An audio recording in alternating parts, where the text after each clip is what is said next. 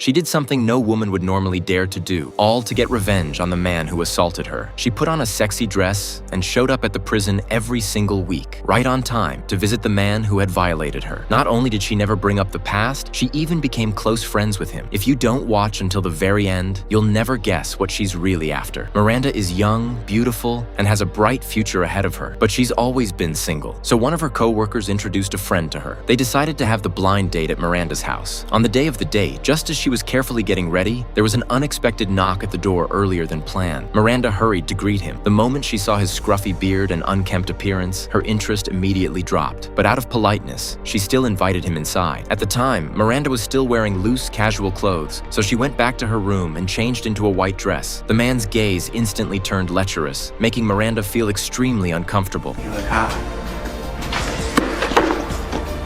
Did you say something? Oh, I was just saying you look really nice.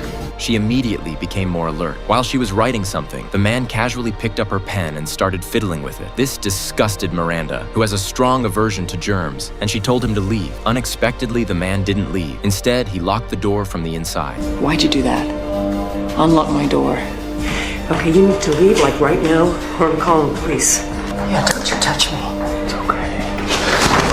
He clamped a hand over Miranda's mouth. She tried to escape, but he forced her down onto the floor. Miranda struggled with all her strength and managed to break free. But just as she tried to run, he grabbed her leg. She was no match for his strength, and in the end, she couldn't escape his control. Afterward, the man fled in a panic. Not long after, the real date finally arrived. Even though the door was unlocked, he politely knocked first. When no one answered, he cautiously stepped inside. The sight inside froze him in place. Soon after, the police arrived. When Miranda was taken to the hospital, her body was covered in bruises. She calmly allowed the police to photograph and collect evidence. But inside, she felt like she was being cut apart. She stared blankly at the ceiling. Soon, doctors were able to collect the man's DNA. Following that lead, the police quickly arrested him. Her father seemed to age overnight, his hair turning white. He blamed himself deeply for not protecting his daughter. The only thing he could do now was stay by her side, hoping she could recover from the nightmare. Not long after, Miranda was finally discharged from the hospital. She wanted to move somewhere new and start over, but because of what had happened, no one was willing to buy her house. With no other choice, she had to keep living there. To keep her father from worrying, she forced herself to stay strong and tried to return to work. But she realized her hands wouldn't stop shaking. She couldn't even handle something as simple as changing bandages, something that was once second nature to her as a nurse. It was a devastating blow. To help her recover, someone even gave her a medical practice kit. Back at home, Miranda practiced over and over again, but she could never manage to remove the toy heart from the doll. Something that used to be effortless now felt impossible. No matter how hard she tried, failure after failure made her increasingly frustrated until she was on the verge of breaking down.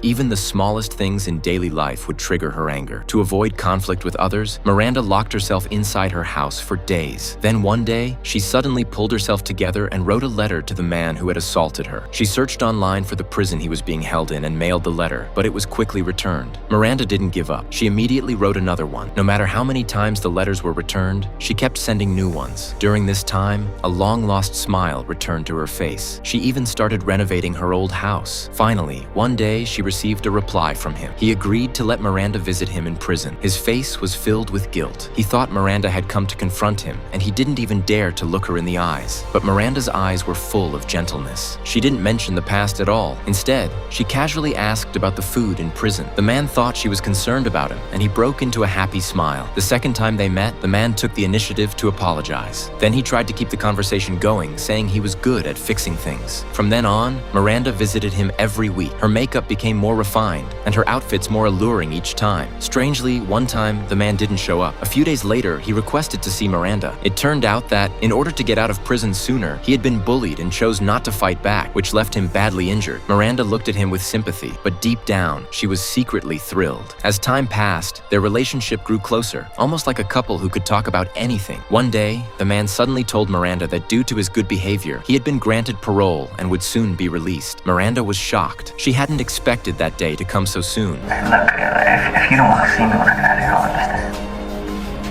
But you gotta know right now, I'll never do that again.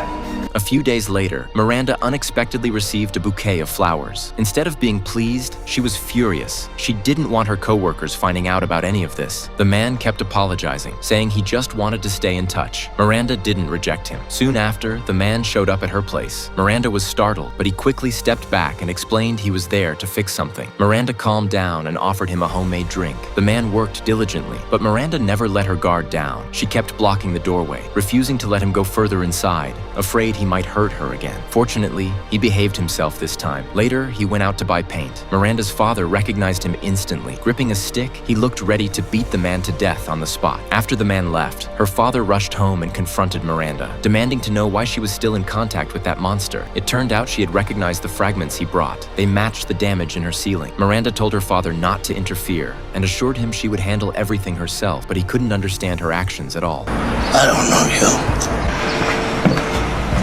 The next day, the man called Miranda, saying he wouldn't bother her anymore. Her father had already warned him, but Miranda told him to ignore her father. After some reassurance from her, he finally relaxed. He came back to her house to work as a repairman again, but this time, the drink she gave him was clearly spiked. The man got to work quickly, but Miranda's gaze was tense. She handed him a brush, then slowly stepped back, like a lamb waiting to be slaughtered. Although he was painting, his eyes remained fixed on her. Miranda forced herself to endure the disgust rising inside her. At that moment, the drug finally took effect.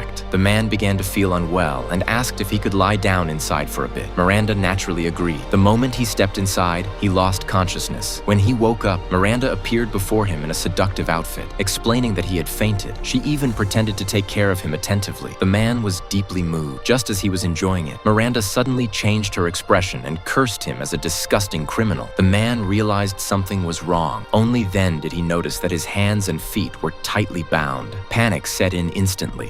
What are you doing? Room service. Unable to struggle, he soon passed out again. When he woke up once more, he felt extremely weak, repeatedly licking his dry lips. Miranda brought water to his lips, but after what happened before, he refused to drink. Only after seeing Miranda drink it herself did he finally take a sip. His body was in intense pain. Miranda gently told him to hold her hand, but instead, he gripped tighter and tighter. Stop it, William! Let go! Let go! Let go! Thank God that's not my hand. Suddenly, one of his hands dropped to the floor. Only then did he realize that his other hand had already lost all sensation, his face filled with despair. But Miranda was unusually happy. She had finally overcome her psychological trauma, and her hands no longer trembled. The man realized Miranda had lost her mind. In order to survive, he desperately confessed his love for her over and over again. Miranda let out a cold laugh. Then she rummaged through his backpack and, as expected, found a piece of chewing gum. At that point, no matter how he tried to explain himself, it was useless. Finally, Miranda pulled back the blanket. The man was stunned. He let out a scream of absolute despair, and Miranda simply said calmly, I win.